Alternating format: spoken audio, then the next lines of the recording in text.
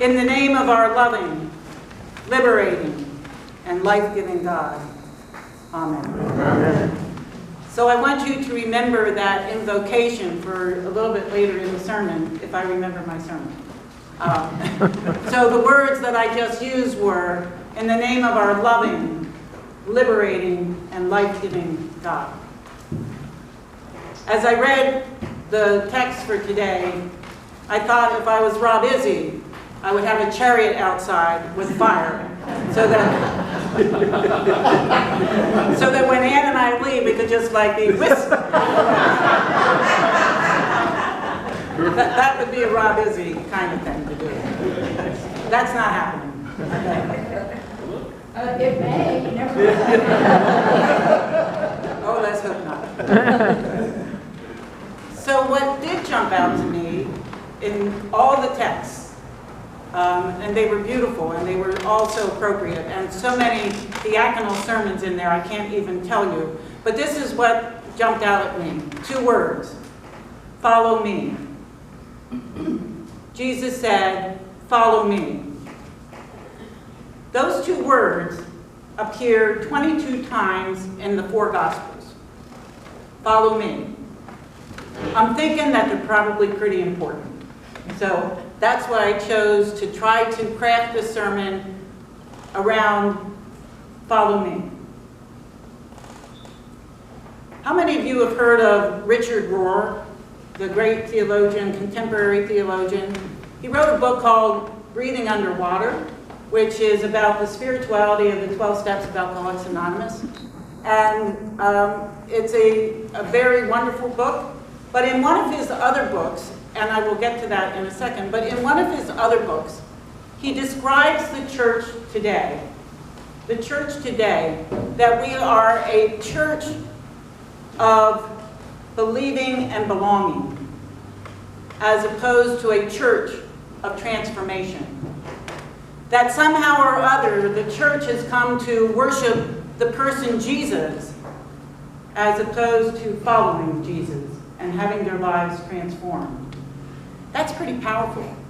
That's pretty powerful. So I did one of the things that I love to do in terms of sound homiletic research. I went to Google. And I said, so how many denominations of Christianity are there in the world? The answer was, in 2014, over 33,000 in 258 countries. Something has happened to the church. And I think this idea of believing and belonging versus worshiping and following Jesus, or worshiping, which leads to believing and belonging, is part of the issue of why that shift has happened. Because if you're about believing and belonging, it's about rules and regulations. It's about who's in and who's out, who's right and who's wrong. And somehow or other, with our human makeup, we decide that we're the ones that are right. So if I'm right and you're wrong and I can't convince you, then I'm going to leave. And I'll do it my way. I mean, we see that repeatedly in our society. We see that in the world. We see that in government. We see that throughout humanity. And so for this simple gospel that Jesus came to proclaim, it got torn apart and ripped apart and spread and changed and dissected, and so we have 33,000 different ways to view the gospel or follow Jesus. But yet it was simply follow me. Now I have to admit, following Jesus isn't exactly an easy thing to do. Because what that really means is, I have been with you, and I have taught you, I have showed you, I have lived, I have confronted injustice, I have confronted the authorities, I have healed people, I have raised them from the dead, I have loved people into God's kingdom. And if you want to be like me, then follow me. And if you want to have the life that I'm talking about, follow me and do these things. So it's not easy. It's not easy to do those 2 words, is it? If you've ever tried, seriously, to follow Jesus, you can find yourself in trouble sometimes because he's going to ask you perhaps to protest, or he might ask you to confront something that is wrong, or he might ask you to do any number of things that are extremely difficult. But yet, that's what the message of this simple 2 words is. Follow me. Follow me. So back to Richard Rohr and this concept of the church shifting away from the church that transforms people into the church that worships Jesus. What is transformation about? And how do we do this following Jesus? I think oftentimes the word transformation is somewhat confusing because people perhaps might interpret it to mean, if I am transformed, I'm going to be changed into something. I'm going to be changed into something. And what transformation really means is that we are going to be transformed into who God created us to already be. It's not that I will be a new person, I will look different. I might change my appearance, I might change my actions. Hopefully I change my actions. And hopefully, my relationships improve. But basically, God created each of us, and he did make a mistake. He did not make a mistake. And that says whatever that creation was is good. What my job through transformation is to become that person. So I don't ever do show and tells, but I have a show and tell this morning. Anybody know what this is? Transformer. Yeah. So I would show you how it works, except I don't know. I got this and I got the directions and it had 18 steps. I can only do 12 steps.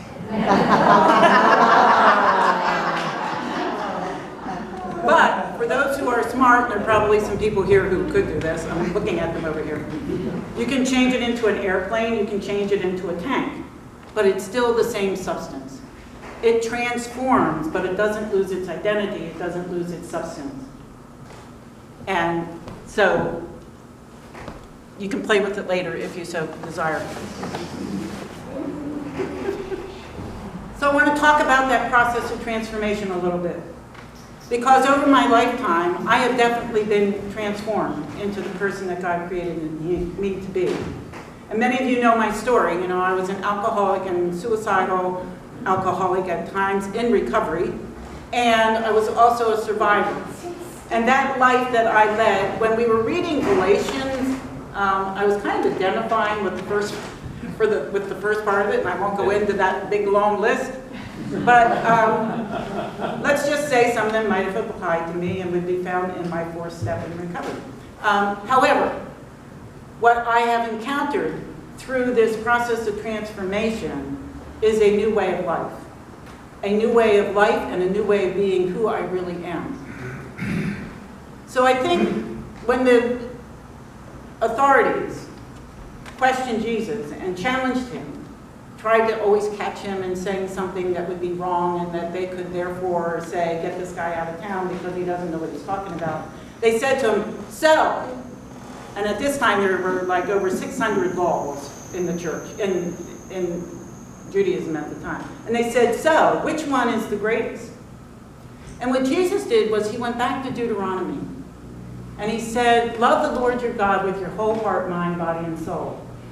And the second, he took liberty. He said, and the second is like unto it. Love your neighbor as yourself. Love God, love self, love neighbor. That's the way of transformation. Love God, love self, love neighbor. But how does that happen? The wisdom of the ages, I think, and the summary of all of this exists in the 12 Steps of Alcoholics Anonymous in a nice orderly way that you can actually do them 1, 2, 3, 4, 5 down to 12. If you want to do 18, you have to go to Transformers. But so there are the 12 Steps of Alcoholics Anonymous, which summarizes it. There is the way of love of the beloved community that we have talked about over time. And these ways of summarizing this process are pretty amazing. And I'd like to just step through that with you. The first thing that I have learned in my 28 years of ordained ministry and 43 years of recovery is that what you focus on becomes your reality. That's a spiritual axiom that is so amazingly true in every aspect of our lives. Think about it for a minute. If you focus on something negative, something hurtful, something that makes you crazy, that you see another person doing or hearing or what have you, and you focus on that, you become negative. You become engulfed in negativity. On the flip side, if you see the fruits of the Spirit, for example, if you see gentleness and kindness and goodness in others and peace and what have you, and you gravitate towards that, your being becomes positive. So does that make sense? What we focus on becomes our reality. So in the process of transformation, the first part of the 12 steps actually are about our relationship with the God of our understanding. And you see this wisdom that I'm going to be talking about here for a few minutes. This wisdom transcends all of the great world religions. It is not limited to just Jesus and what he was saying. These are spiritual axioms for living, and they apply to all of life. So the first part of understanding God and to be in relationship with God, and I've said this almost in every sermon, and if there's ever one takeaway that I hope people have, it is that you are loved unconditionally, just as you are, right now, where you are, regardless of what you did or what you are doing. And when you encounter that unconditional love, you're drawn to it. You want to be with it. You want to be in relationship with the source of that love. And it's that foundation that is the first part of the invocation that I offered. Loving God. In the name of our loving God. And then when you are loved, and you know that you are loved, in spite of anything in your past, present, or future, that relationship opens you up to looking at yourself and taking an honest assessment of, so what has transpired in my life over the last several years, many years, 71 years, okay, what's happened in my life? And to look at that with honest lenses, because regardless of what I did, I know I'm loved unconditionally. Regardless of what happened to me, I'm loved unconditionally. And I can start looking at myself and becoming liberated.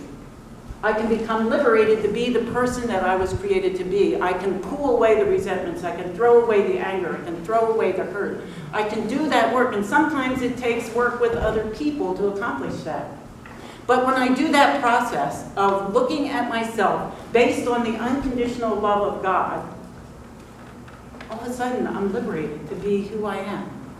This is why I'm married to Ann today. This is why I can stand before you and preach to you about this God that is so amazing, so overwhelming, so all-encompassing, so loving, that yes, I can even look at me and accept who I am. And that is freedom like I never knew was possible, to be who I was. And it's not just about my relationship with Ann, it's about acknowledging my gifts, acknowledging the things that I've done wrong, acknowledging and doing an inventory of everything about me as it comes to my attention. And I think we all know who we are, and we're afraid to look at it because it's going to consume us, but the reality is if I don't look at it, it will consume me. And I will become that person again. And so the first part of transformation is accepting the unconditional love of God, steps 1 to 3 of AA. The next part is my relationship with myself, steps 4 through 7 of Alcoholics Anonymous. But it's all in the Christian scriptures, it's in all the major religions of the world. That honesty about self.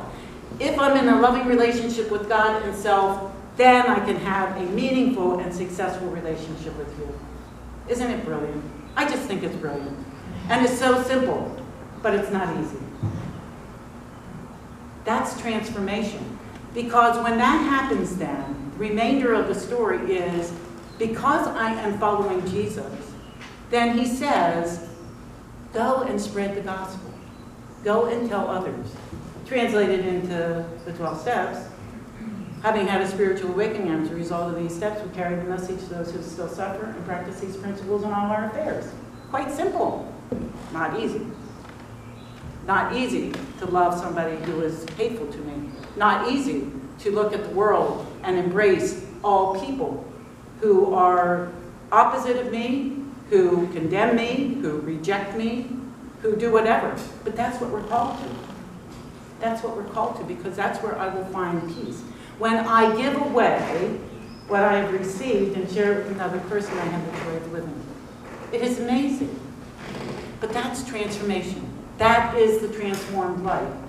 We love God. We accept and know that God loves us as we are. We surrender to that relationship. We build that relationship. We're in relationship with the God who then frees me of self. And that is the last part. That is life-giving. So I have a loving, liberating, life-giving God. And that's the news that we proclaim to the world. And it doesn't matter what name we call that God. It does not matter. And that's why it spans the whole world, you see. We don't have a market on God. But we do have a market on the process. In terms of we share it with everyone. And it's there for everyone to embrace. What happens is when people live this way, we're changed as individuals. But when we come together as a community, like St. Augustine's, when we come together as a community, like a college university that is based on morals and truth and integrity and acceptance and diversity, we change people's lives. And so we have a football program that's being transformed on this campus in terms of character of young men's lives being affected. We have students who come to Feed a Friend and understand that they can walk in this building regardless of who they are, regardless of their gender identity, regardless of their religious beliefs. They can walk into this building and be loved and accepted, and we impact communities by doing that. When we collect as a diocese, we make a statement to Rhode Island. When we collect as the Episcopal Church, well, let me come back to the diocese. We have a bishop, unlike another person in Rhode Island, who went to the Pride Parade with a group of clergy people with rainbows and said, I think you did this. That's a heart. We are able to embrace all people. We are able to be in the world proclaiming this message by our actions. And when we are the Episcopal Church, we are able to invite people, women, LGBTQ people into ordination. We are able to stand up against gun violence. We are able to lead protests with bishops. We can make a difference, and we do make a difference because our lives are transformed. But it starts with me, and it starts with you, and it starts with us. And I'm looking around this room, and I see all transformed lives. We all have a story to share. We all have a way of living that invites people to join us, hopefully, so that they can discover their own God of their understanding, that they can discover that they are loved unconditionally, regardless of what they believe or who they are, who can be invited into a loving, liberating, life-giving relationship. And that's what it's about, Travel Ground. That's what it's about. So the one thing that I wanted to do